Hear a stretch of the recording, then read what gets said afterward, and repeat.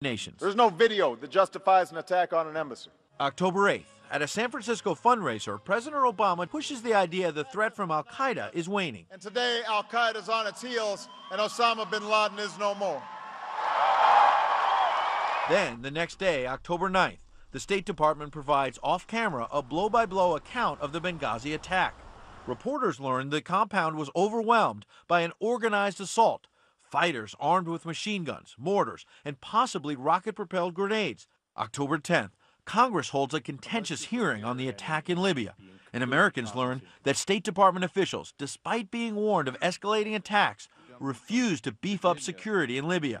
The shocking revelations made the first question in the next night's vice presidential debate all but inevitable. I would like to begin with Libya.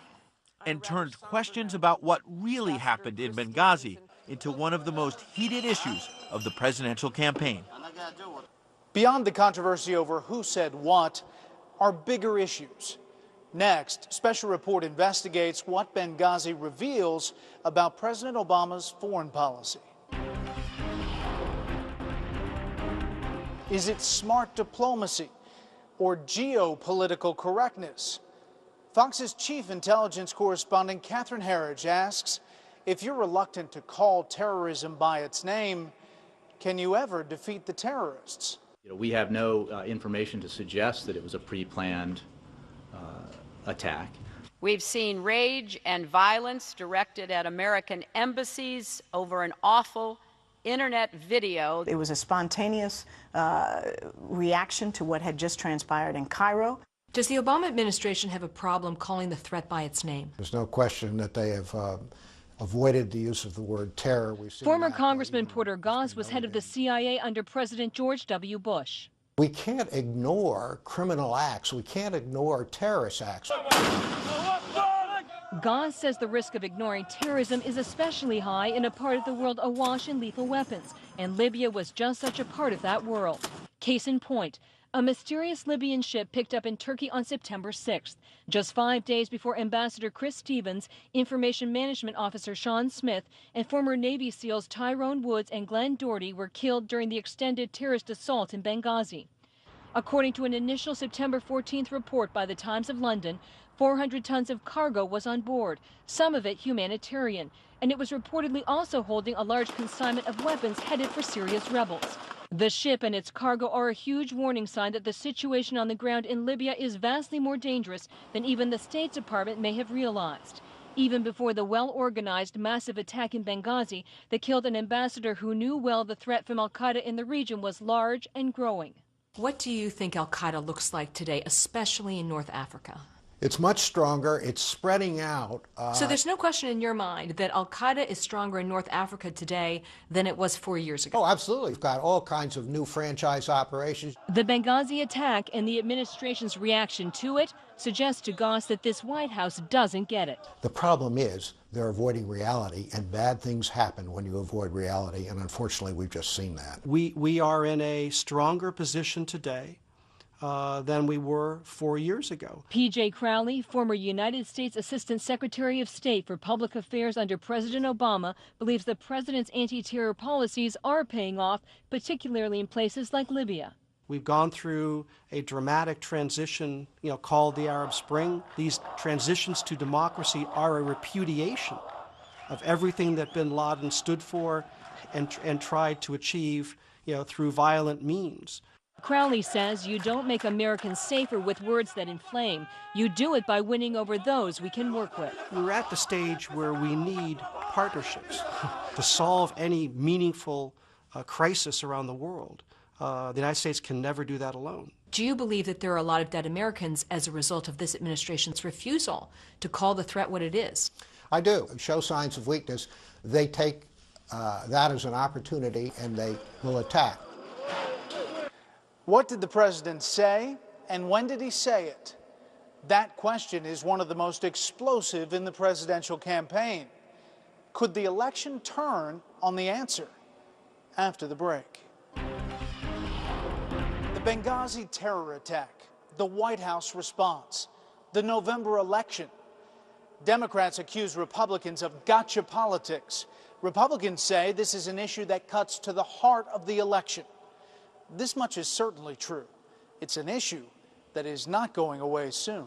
By October, the Republican presidential nominee Mitt Romney is regularly hitting President Obama hard on Libya. The attack on our consulate can't be blamed on a reprehensible video insulting Islam, despite the administration's attempts to convince us of that for so long.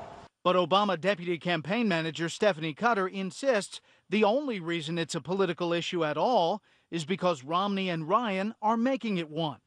October 11th, right before the vice presidential debate, I asked her if she really meant that. What are you suggesting here? Are you suggesting that we're playing politics with this? I'm not suggesting anything. You said that you have to the concede. entire reason this has become the political topic. Right. 4 people are dead. Absolutely. And this administration, let me just get my sentence out. This administration has treated this entire tragedy with the utmost seriousness. Now, at the same time that we're doing that, we have 2 people campaigning around the country accusing us of covering something up. But in the vice presidential debate itself, moderator Martha Raddatz makes Libya her first question. Wasn't this a massive intelligence failure, Vice President Biden? What it was a tragedy, Martha. We will get to the bottom of it because whatever mistakes are made will not be made again. Congressman Ryan. What we are watching on our TV screens is the unraveling of the Obama foreign policy. And they wanted more security there. Well, we weren't told they wanted more security again. We did not know they wanted more security again. Biden not only places the blame squarely on the State Department and the intelligence community, he also seems to flatly contradict what State Department officials have said under oath. That sends the administration backpedaling the next day, October 12th. What the vice president said was that we weren't told they wanted more security there, is what he said. That's a quote. Correct. And he is talking about. He was never briefed. That's clear. He was never briefed that more security was needed. There was. Clearly, the White House is going to need a bus with, huge Truckosaurus-sized wheels for every element of the government that they're throwing under there. Conservative author and commentator Mark Stein has written about Islamic terrorism for years. They got the intelligence community under there. I mean, they got the State Department under there. Hi, Ambassador. Can you speak with us briefly about the attack in Benghazi? This is not an appropriate time, but thanks for your interest. But Rice's boss will crawl under that bus herself. On October 15th, Monday, Secretary of State Hillary Clinton says she takes responsibility for what happened in Benghazi. I want to do everything I can to protect our people, and I also want to make sure that we track down whoever did this and bring them to justice. Clinton's mea culpa comes a day before the second presidential debate, where the president, for the first time, takes responsibility too, then goes after Romney.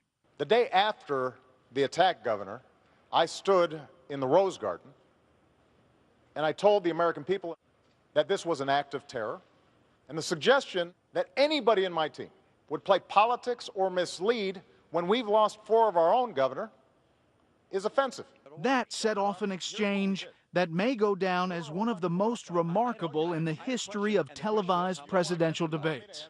You said in the Rose Garden, the day after the attack, it was an act of terror. It was not a spontaneous demonstration. Is that what you're saying? Please proceed, Governor. I want to make sure we get that for the record, because it took the president 14 days before he called the attack in Benghazi an act of terror. Get the transcript. He did, in fact, sir. So let me call it an act of terror. Can you say that a little louder, Candy? He did call it an act of terror. Only after the debate does Crowley admit that maybe she was the one with her facts wrong. Syndicated columnist Charles Krauthammer was part of Fox's debate coverage that night. The next day she walked away from it, whereas her intervention on behalf of Obama was in front of 60, 70 million people who will remember that and not know anything about her walking away. Then Thursday, October 18th, a report claims Secretary of State Clinton ordered security in Libya beefed up, a request that was never carried out. And just today, official State Department cables showing Ambassador Stevens was increasingly worried about al-Qaeda security threats in the weeks leading up to the Benghazi attack, and even cables signed by Stevens on September 11th, the day he was killed. More reasons for America to ask, who is ultimately responsible for leaving those Americans so vulnerable? If it's the White House, this will be devastating. But Mark Stein hopes the political post-mortem doesn't obscure the more frightening fact that terrorism may be back with a vengeance, and America is woefully unprepared. But you know what's wicked about this, Brett, is that the real politicization here is the guys who actually only see this in terms of, you know, ooh, will it hurt us in Ohio? Might it cause us problems in Florida? This could go bad for Obama. Nuts to that. It's real bad for the United States because this is a humiliation for the United States. It's bad for Chris Stevens. It's bad for Sean Smith. It's bad for Glenn Doherty. It's bad for Tyrone Woods. They're dead. They're gone. That's another reason I think I'm here, just to give a voice to those who don't have a voice anymore. Which brings us back to Lieutenant Colonel Andrew Wood, who saw the deadly debacle at Benghazi coming. I can tell you're a little emotional about it. This is ambassador who was killed, first one since 1979, and he was your friend. I mean, it's a huge thing to have a loss like that. I grieve for his loss. I grieve for the loss that we suffer as a nation. It was our job to defend the compound. And get him out. I wish we could have been there. The Benghazi attack staggered America. We now have another reason to mourn on 9/11 and a new unmistakable warning. The Islamic terrorists who brutalized our citizens in Libya were well-trained, well-armed killers intent on doing us great harm. The brave, beleaguered Americans in Libya knew that long before they died. The rest of us owe it to them to understand that too. That's our program. I'm Brett Baer. Thanks for watching.